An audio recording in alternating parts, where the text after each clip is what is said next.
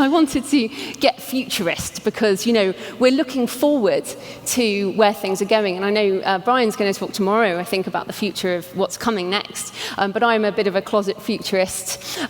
So what are we excited about? So getting ready for 5 billion new consumers. That's why the Kobo map of all those countries is so exciting.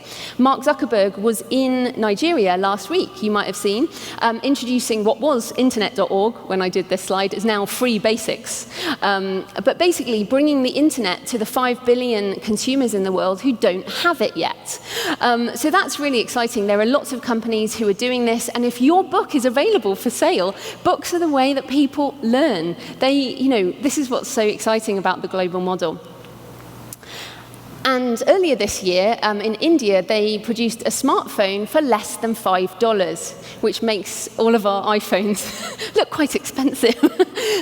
But basically, this is obviously internet to the world doesn't matter if people can't access it. But people are now getting smartphones. And I was in India last year, and everyone's on their phones. In the markets, people have phones. They might not have a computer, but they're the leapfrog countries. Have you guys heard that?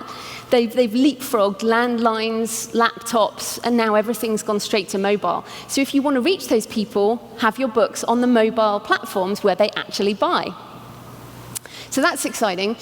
Enabled by new forms of payment. And there's another barrier, which has been that people in these countries often don't have credit cards. They might not have a proper address like we do. So they've had to look for new forms of payments. And digital payments, they're saying here, is a $500 billion ecosystem because people are, they're paying their phone bills, and that's how they're buying books. There's been a number of authors now who've released their books onto cell phones, and people are paying through their phones with cash at local stores. So these things together are going to revolutionize the way that people consume content. And if you think about the way that's going to open up the market to people, and again, we want to change lives as well as make money, right?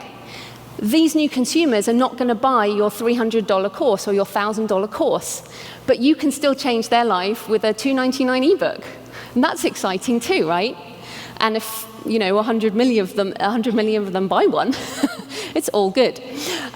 New forms of distribution. So there's massive issues with drones in the US and the UK because we have so much infrastructure. That's why drones are taking off in sub-Saharan Africa, taking off in Asia, South America, places where they don't have so much legislation or so much physical infrastructure in place. So I'm obviously excited for the drone delivery of medical supplies, but think about it if people want books too. So maybe people want physical books because they don't have a bookstore around the corner. It might be a long way to the nearest town, and then things are done differently. But, so anyway, I love the idea of drones delivering books. That's going to happen, right? 3D printing. Anyone into 3D printing? A few of you? I love this. Okay, this is the key to the gates of hell. The real one.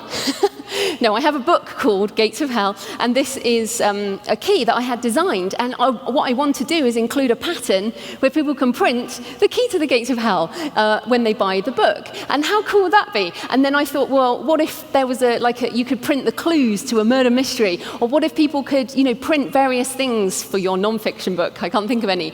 But this type of stuff, when you control the files, this is the type of thing you can do. Start thinking beyond this is a physical book. It can be all of these things, and that's just super exciting. I mean, we're so at the beginning of this type of revolution.